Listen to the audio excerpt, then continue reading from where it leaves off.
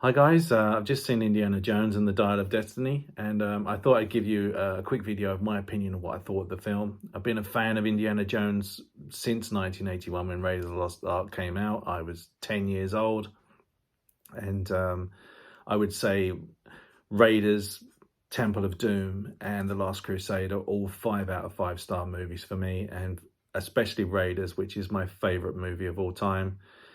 Pretty much a flawless film as far as I'm concerned. Even Kingdom of the Crystal Skull, which came out many years later, I found moments in that I really enjoyed, and I don't think that's a terrible film like some people say. Um, I've got collectibles, I've got figures.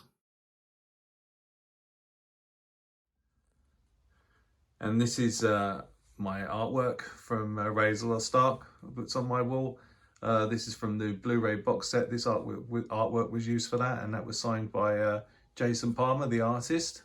I picked that up from Star Wars Celebration in 2016. So, you name it, I've got a lot of Indiana Jones memorabilia.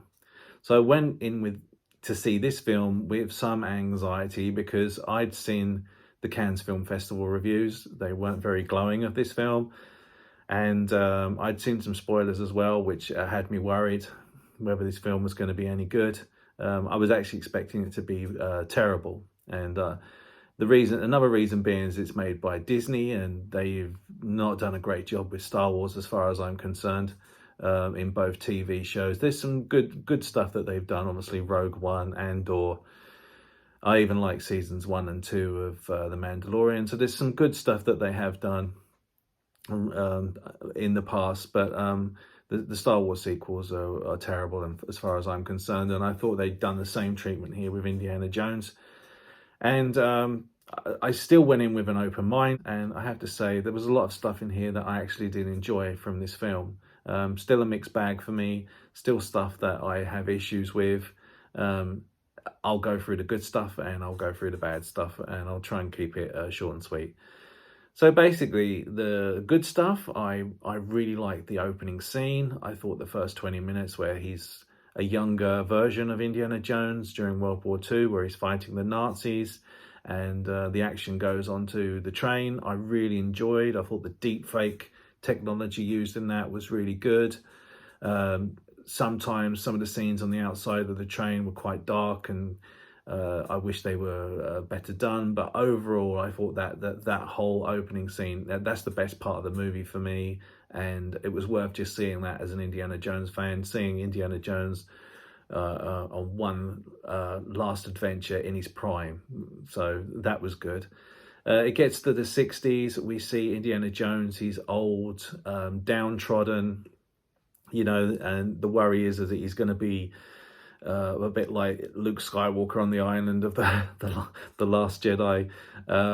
But they sort of move on from that quite quickly. There's good reasons why he's like that. I think they handled the situation of why he's like that. They gave the reasons for why he's like that. I think they dealt that quite well. And he bumps into Phoebe Waller-Bridge's character, and then the action kicks in, and I think he's given quite a bit to do as an older man. I think he's playing a 70-year-old in this, even though he's older than the character himself.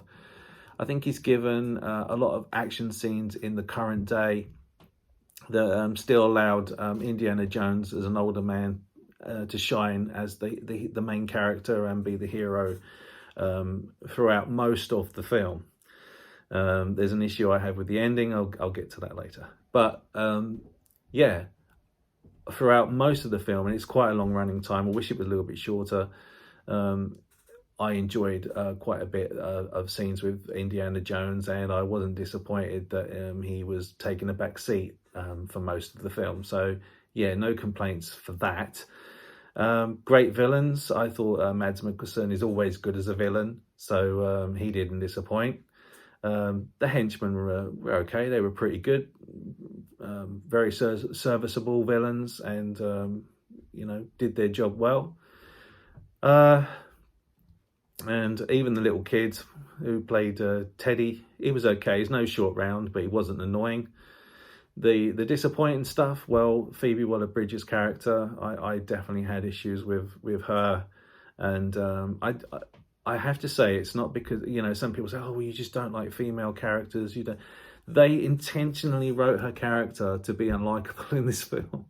I think they were going for some sort of female Han Solo, uh, self-serving person who's only in it for the money, and then she's going to have the change of heart at the end.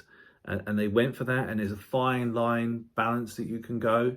And if you go a certain way, you can make that type of character very unlikable, and it's hard for you to be won around by them when they have a change of heart later in the film. And I felt that the way the writing was for her character, it didn't work. So, and that's a problem when she's pretty much one of the main characters, just below Indy. She's the other main character, and that can hurt the film a little bit.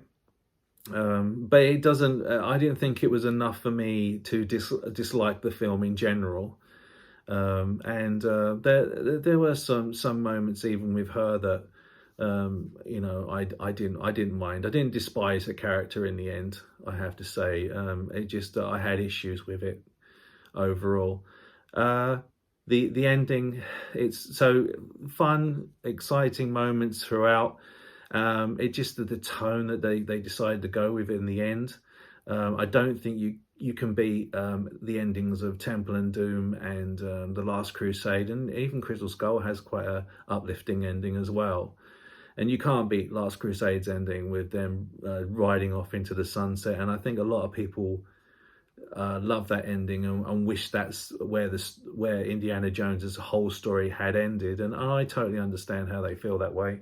But with this one, they've gone for this melancholic, quite sad ending, and it's quite hard to see the character act a certain way and be a certain way in the end, and it's quite emotional. I found it quite emotional and well acted, and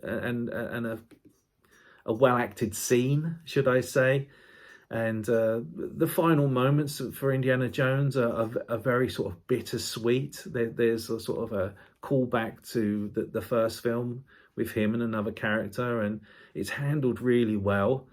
But it's just that feeling that I got after I left the cinema from those final moments with Indiana Jones. I just didn't feel uplifted like I did in previous films, and this is the final one, so walking out with that bittersweet feeling, it's going to be very divisive, I think, for some fans. They're either going to love it, or, well, not love it, but they're either going to hate it, or they're going to be fine with it. But overall, I think there was enough in there to make it a good film, and I would recommend it. I'd say if I was going to score this film out of 5, I would give it a 3 out of 5, which is, you know, when you watch an Indiana Jones film, you kind of want it to be like a 5 out of 5 or nothing less. But this one, I think there's a lot in there for Indiana Jones fans to enjoy. So I'd still recommend it for people, and I would still say go in there and make your own mind up of the film. And you might even like it more than I did, so who knows. But that's my opinion on the Indiana Jones and the Dial of Destiny. And if you go and see it, I hope you have a good time. Take care.